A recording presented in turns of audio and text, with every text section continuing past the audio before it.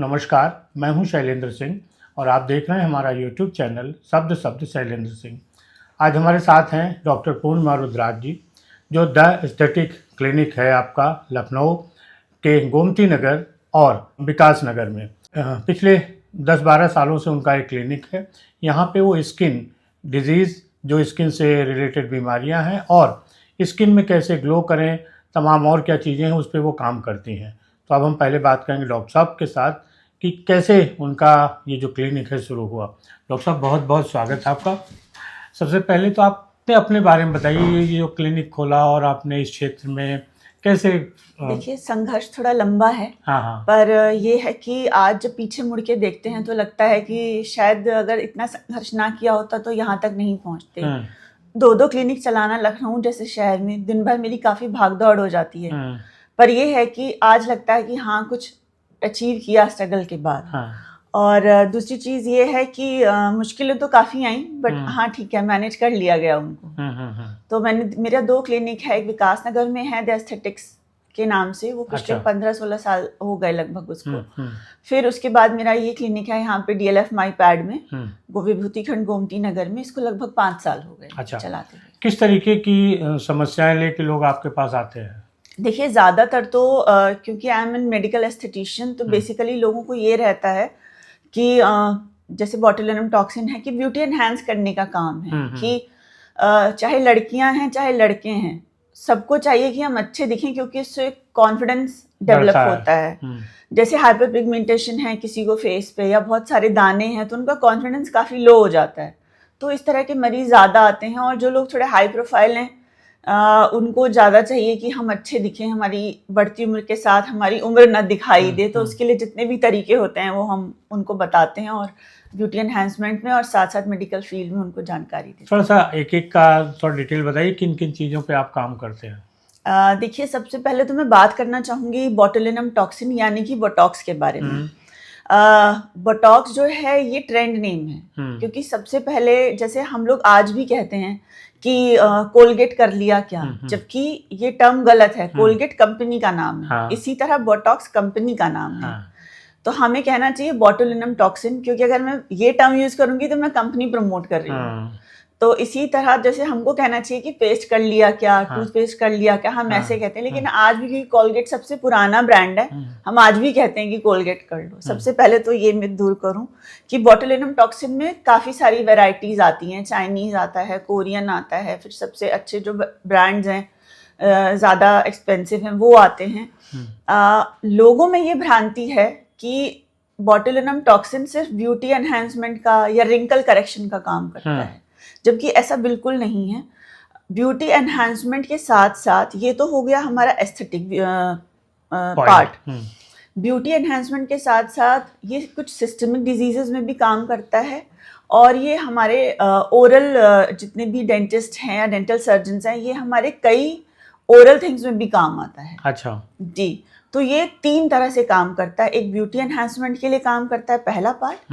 दूसरा आपके ओरल उस पर काम करता है। तीसरा 2-3 ऐसे सिस्टमिक डिजीजेस हैं जिस पे कि ये काम करता है। जैसे कौन कौन से? देखिए, एस्थेटिक में अगर हम जाएंगे तो रिंकल करेक्शन है, उस पर वर्क करता है। किसी को जो ब्यूटी की लाइन में जाना चाहते हैं, जॉ लाइन किसी को फाइन चाहिए, किसी के नाक के ये नॉस्ट्रिल्स बहुत फ्लेयर होते हैं, उनको नाक अपनी थोड़ी शार्प चाहिए। इस तरह से ये ब्यूटी में काम करता है, तो थोड़ा सा आपके लुक को और एनहांस और शार्प करता है। अब आते हैं ओरल पे। ओरल में जैसे कभी मान लीजिए किसी का एक्सीडेंट हो गया, मुंह फ्रैक्चर हो गया, मैक्सिला या मैंडिबल, तो तार से बांध दिया जाता है 4 हफ्ते के लिए मुंह। उस पेशेंट को कहा जाता है कि आप लिक्विड डाइट पे रहिए। लेकिन क्योंकि हमारी आदतें ऐसी है, बार बार मन करता है मुंह खोलने का, कि खुल जाता तो हम अच्छे से खा सकते।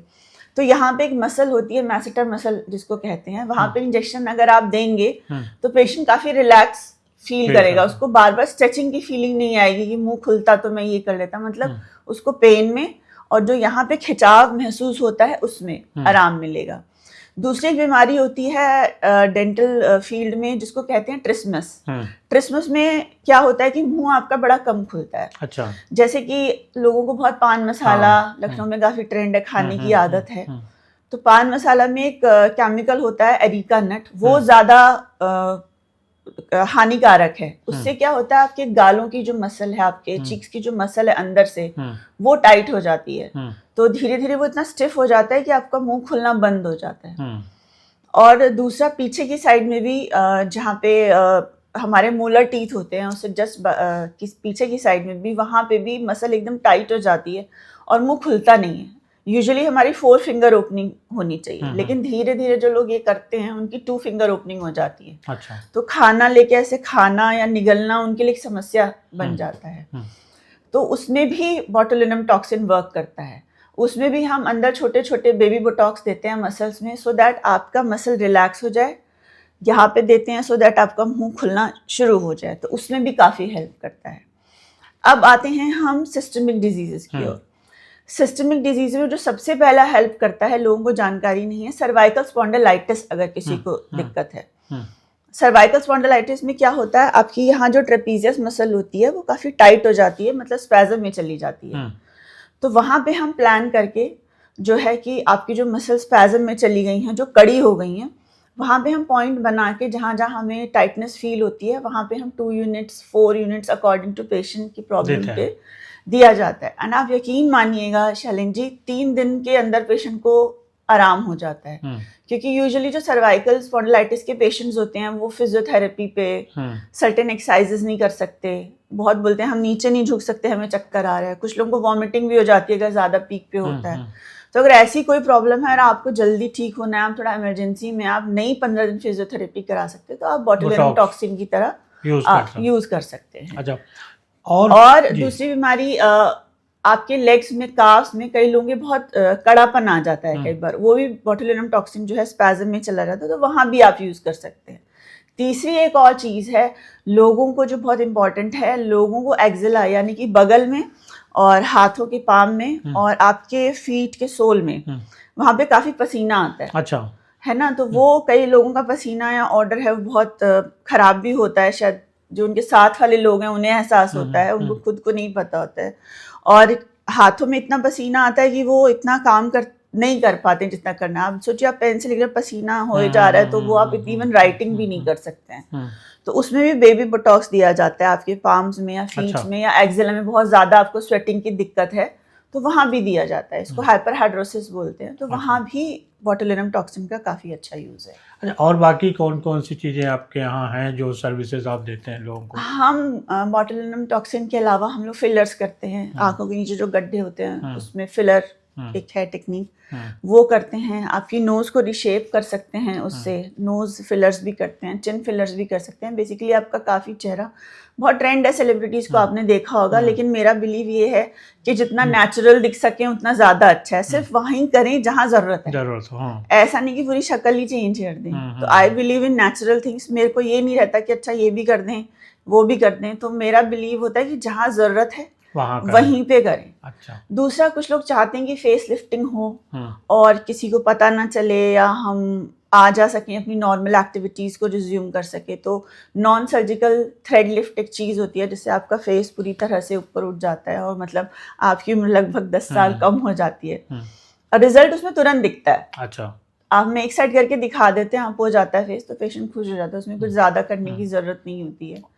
और मुझे तो मुश्किल से 15 से 20 मिनट लगते हैं। तो अगर किसी को इसमें इंटरेस्ट है, कोई कराना चाहता है तो वो ज़रूर आ सकता है। अच्छा। दूसरे, मेरा जो एक मैंने स्पेशलाइज कोर्स किया है दुबई से, दैट इज़ माइक्रो पिगमेंटेशन। अच्छा। उसमें हम परमानेंट आईब्रोज भी बनाते हैं, लाइक एक सेमी परमानेंट मेकअप की तरह होता है।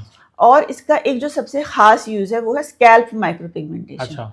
कुछ लोग जो हेयर ट्रांसप्लांट नहीं कराना चाहते या फिर वो लोग जिनका डोनर एरिया कम है वो, और थोड़ा यहाँ पे उनको लग रहा है कि नहीं हमें इंजेक्शन भी नहीं लगवाना, थोड़े बहुत यहाँ पे बाल कम हैं, तो मशीन एक होती है, हम इल्यूजन क्रिएट करते हैं बाल का।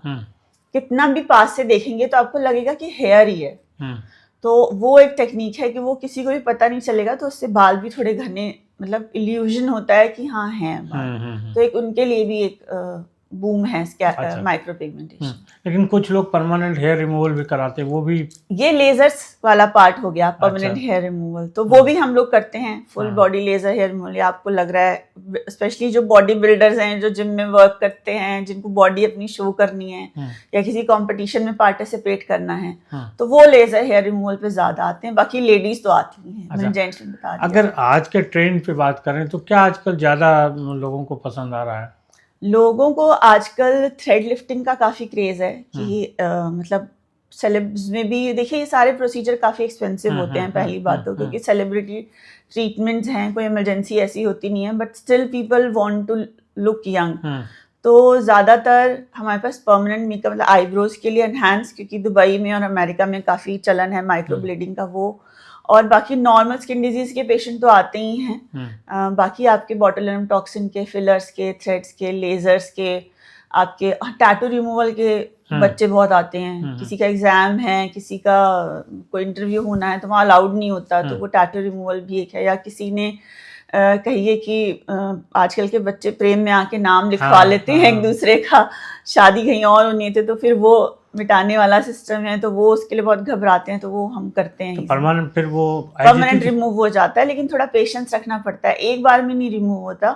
डिपेंड करता है कि जहां से आपने टैटू करवाया है उसने कौन सी इंक यूज करी है और वो कितना डीप गया है। अच्छा। आपने देखा गांव में गोदना करा लेते हैं लोग, है ना, फिर मेले में गए थे तो करा लिया, तो वो वाला जो टैटू होता है वो तो 2-3 सिटिंग में गायब हो जाता है। अच्छा। हाँ, लेकिन अगर किसी प्रोफेशनल से आपने कराया है और अच्छा इंक यूज किया है, डीप इंक यूज किए, तो उसको 5 to 8 सिटिंग्स लगता है हटाने में। लेकिन उसके बाद फिर दिखता नहीं है? नहीं दिखेगा नहीं, प्रॉपर एकदम क्लीन रहती है स्किन। लेकिन पेशेंस चाहिए उसके, पेशेंस चाहिए। हाँ जी। और कुछ आप बताना चाहती हैं जो लोग हैं उनके लिए?